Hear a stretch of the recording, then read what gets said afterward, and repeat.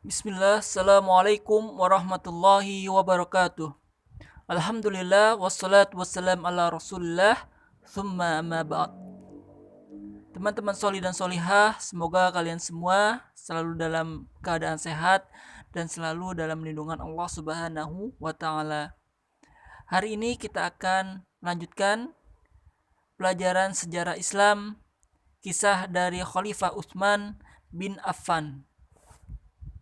Di pertemuan sebelumnya kita sudah membahas bagaimana proses terpilihnya atau pengangkatan Khalifah Utsman bin Affan dan juga silsilah serta kelahiran Utsman bin Affan. Tayyib, teman-teman soli dan solihah, hari ini kita akan lanjutkan mengenai pembahasan Khalifah Utsman bin Affan. Soli dan solihah, Utsman bin Affan radhiyallahu anhu merupakan sahabat Rasulullah sallallahu alaihi wasallam yang memiliki kepribadian yang sangat baik. Sifat-sifat yang melekat pada diri beliau ialah memiliki akhlak yang mulia. Meski beliau dikenal sebagai saudagar yang sangat kaya, namun kehidupan Utsman bin Affan tetaplah sederhana. Sifat terpuji Utsman bin Affan ini digambarkan sendiri oleh Rasulullah sallallahu alaihi wasallam. Beliau orang yang jujur dan juga rendah hati. Kemudian beliau memiliki rasa sangat pemalu. Siti Aisyah radhiyallahu anha meriwayatkan bahwa suatu hari Abu Bakar ingin bertemu Rasulullah sallallahu alaihi wasallam yang saat itu tengah berbaring dengan baju yang agak tersingkap hingga betisnya terlihat. Selesai berbincang, Abu Bakar pun pulang dan kemudian datanglah Umar. Tak lama usai berdiskusi, Umar pun pulang. Lalu datanglah Utsman meminta izin bertemu kepada Rasulullah sallallahu alaihi wasallam. Mendengar Utsman yang datang, Rasulullah segera duduk dan merapikan pakaiannya. Setelah Utsman pulang, Aisyah pun bertanya kepada Rasulullah, "Wahai Rasulullah, mengapa engkau menyambut Utsman dengan cara lebih santun?" Kemudian Rasulullah menjawab, "Utsman seorang pemalu. Kalau dia masuk sedang aku masih berbaring, dia pasti malu untuk masuk dan akan cepat-cepat pulang sebelum menyelesaikan keperluannya. Hai Aisyah, tidaklah aku patut malu kepada seseorang yang disegani para malaikat." Hadis riwayat Ahmad. Dari riwayat itu, Rasulullah telah mengajarkan akhlak malu sebagai teladan bagi kita. Malu akan memberimu suatu selain kebaikan. Sebaliknya, kamu bakal sulit mendapatkan kebaikan jika hilang rasa malu. Kemudian, Utsman bin Affan memiliki dermawan dan rasa terhormat.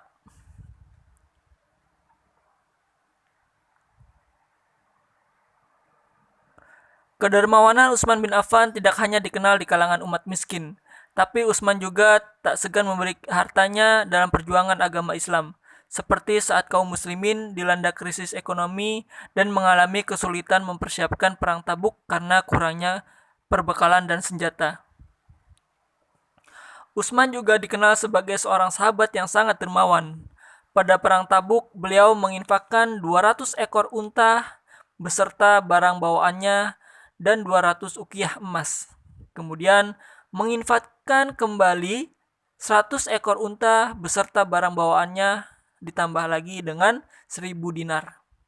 Itulah sifat-sifat yang dimiliki Khalifah Utsman bin Affan.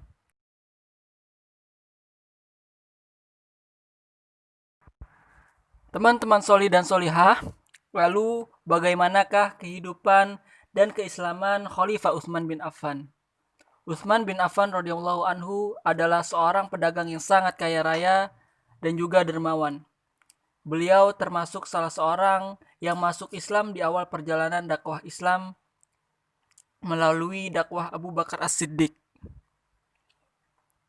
Utsman disebutkan sebagai golongan as-sabiqun al-awwalun, yaitu orang-orang yang terdahulu masuk Islam dan juga beriman.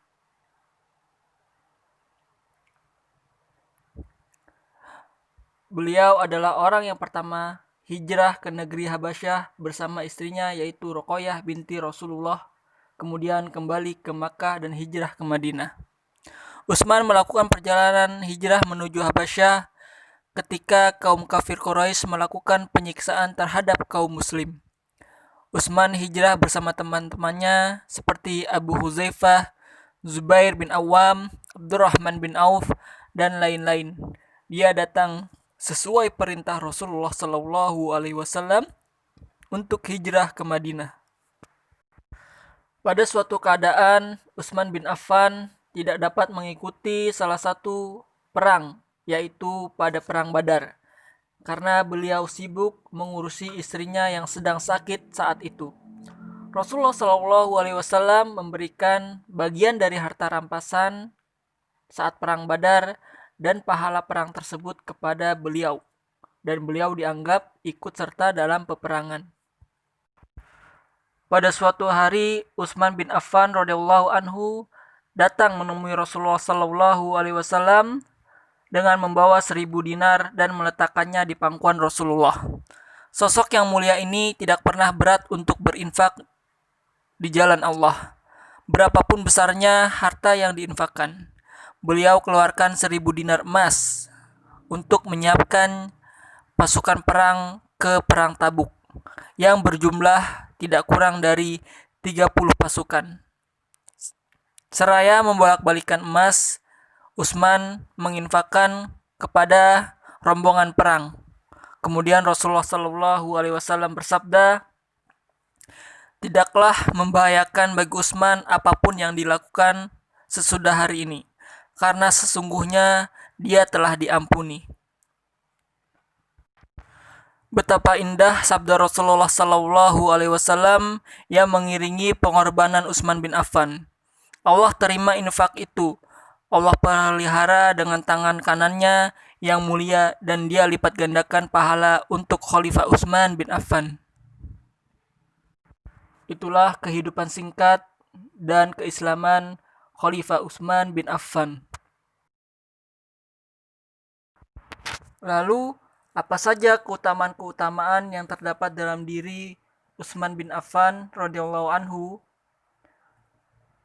Utsman radhiyallahu anhu, beliau termasuk penduduk surga, sebagaimana Rasulullah Shallallahu Alaihi Wasallam telah menjamin 10 sahabat yang dijamin masuk surga. Salah satunya yaitu sahabat Utsman bin Affan.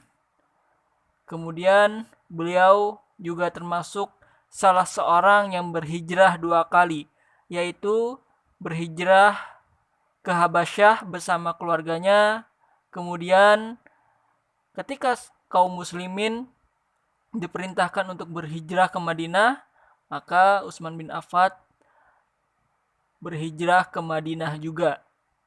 Lalu Utsman bin Affan merupakan sahabat Rasulullah yang mati syahid. Beliau juga memiliki rasa sangat pemalu, sebagaimana dikatakan Rasulullah Shallallahu Alaihi Wasallam dalam sabdanya kepada Aisyah, "Tidakkah aku merasa malu kepada orang yang para malaikat pun malu terhadapnya?" Dari perkataan Rasulullah ini dikatakan bahwa para malaikat pun malu terhadap Khalifah Utsman bin Affan. Masya Allah.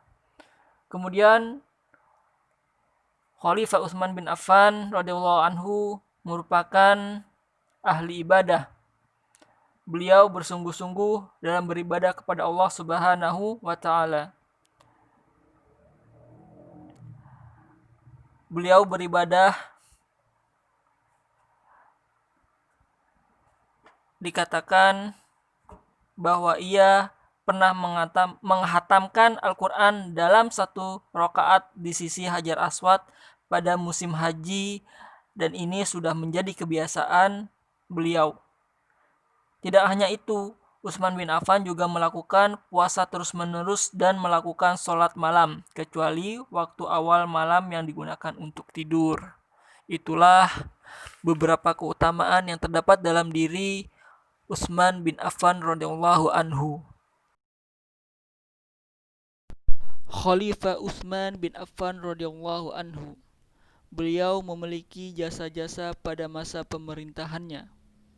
Di antara jasa-jasa pada masa pemerintahannya yaitu penulisan mushaf Al-Quran. Di antara jasa beliau yang sangat besar adalah beliau telah menyatukan kaum muslimin pada satu bacaan. Pada saat itu, Hudzaifah bin Yaman ikut serta dalam salah satu peperangan. Kemudian Hudzaifah melihat adanya suatu perselisihan di antara kaum muslimin dalam bacaan Al-Quran. Di dalam perselisihan tersebut, kaum muslimin saling menyalahkan satu dengan lainnya. Melihat hal itu, Hudzaifah bin Yaman pergi menghadap Khalifah Utsman dan mengabarkan apa yang terjadi di antara kaum muslimin. Mengetahui hal itu, Utsman bin Affan mengumpulkan para sahabat dan mengajak mereka untuk bermusyawarah. Beliau berpendapat bahwa Al-Quran harus ditulis dalam satu qiraah atau bacaan dan menyatukan seluruh daerah pada satu bacaan saja untuk menghentikan adanya suatu perselisihan dan menghindari perpecahan di antara kaum muslimin. Kemudian beliau meminta lembaran-lembaran Al-Quran yang dulu dipakai oleh Abu Bakar yang berada di Ummul Mukminin, yaitu Hafsah binti Umar, istri dari Rasulullah Sallallahu Alaihi Wasallam. Utsman memerintahkan Zaid bin Thabit untuk menulis ulang Al-Quran tersebut. Setelah ditulisnya beberapa mushaf oleh oleh Zaid bin Thabit, kemudian dikirimlah mushaf tersebut ke setiap negeri Islam. Mushaf ini disebut dengan mushaf Utsmani karena mushaf ini ditulis berdasarkan perintah beliau di masa pemerintahannya. Inilah mushaf yang ada sampai sekarang ini dan yang kita gunakan pada saat ini. Kemudian Utsman setelah mengirim beberapa mushaf ke negeri Islam, Utsman memusnahkan mushaf yang berbeda dengan mushaf tersebut agar tidak lagi terjadi perselisihan di antara kaum muslimin. Lalu yang menjadi jasa Utsman bin Affan pada masa pemerintahannya yaitu perluasan Masjidil Haram dan juga perluasan Masjid Nabawi. Masjidil Haram merupakan masjid yang dibangun oleh Nabi Ibrahim dan putranya yang bernama Ismail. Sedangkan Masjid Nabawi merupakan masjid yang dibangun oleh Rasulullah Sallallahu Alaihi Wasallam ketika beliau sampai di Madinah karena berhijrah. Setelah Rasulullah wafat, kedua masjid tersebut mengalami renovasi atau perbaikan yang pertama kali pada saat pemerintahan Khalifah Umar bin Khattab. Renovasi yang dilakukan oleh Umar meliputi perluasan masjid karena meningkatnya jamaah di Masjidil Haram dan Masjid Nabawi. Untuk Masjidil Haram, Umar membeli rumah-rumah penduduk sekitar situ untuk memperluas Masjidil Haram. Kemudian beliau juga membuat pintu-pintu masuk dan dinding di sekitar Masjidil Haram serta melapisi lantai dengan kerikil pada saat itu. Kemudian renovasi kedua terjadi pada masa pemerintahan Khalifah Utsman bin Affan. Renovasi yang dilakukan Khalifah Utsman meliputi perluasan wilayah masjid dan juga menambahkan corak dan ornamen-ornamen pada masjid sehingga memperindah masjid tersebut. Pada Masjidil Haram, Utsman membuat Masjidil Haram sebagai tempat berteduh karena diberi atap-atap. Itulah sebagian jasa dari Khalifah Utsman bin Affan pada masa pemerintahannya. Khalifah Utsman bin Affan radhiyallahu anhu, beliau wafat karena terbunuh.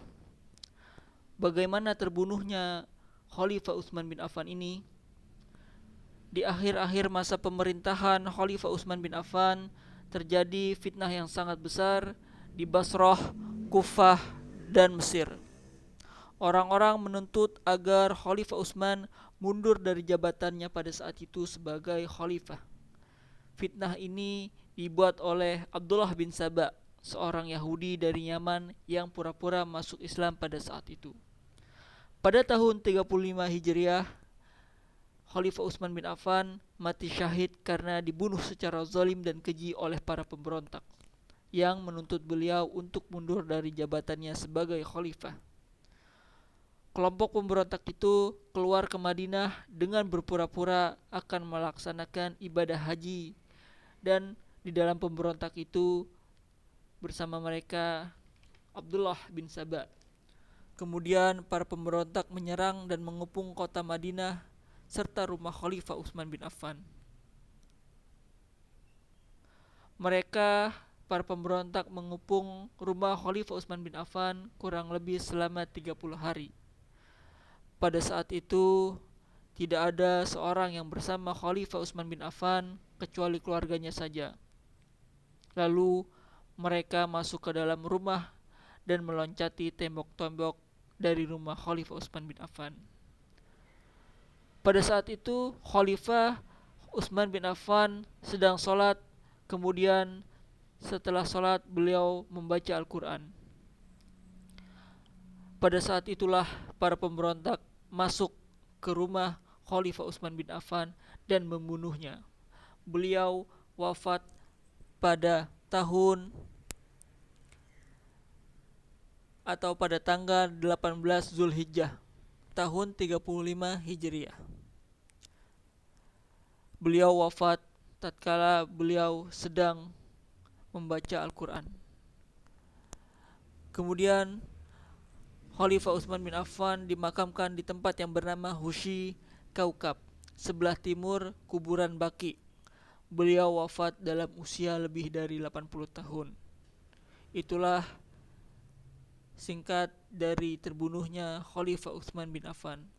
Mudah-mudahan Allah meridhoi seluruh langkahnya Utsman bin Affan radhiyallahu anhu.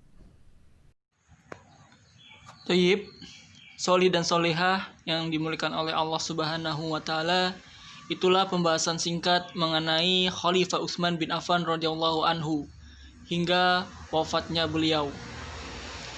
Semoga apa yang kita bahas kita dapat mengambil manfaat dari akhlak-akhlak mulia dari seorang Khalifah Utsman bin Affan.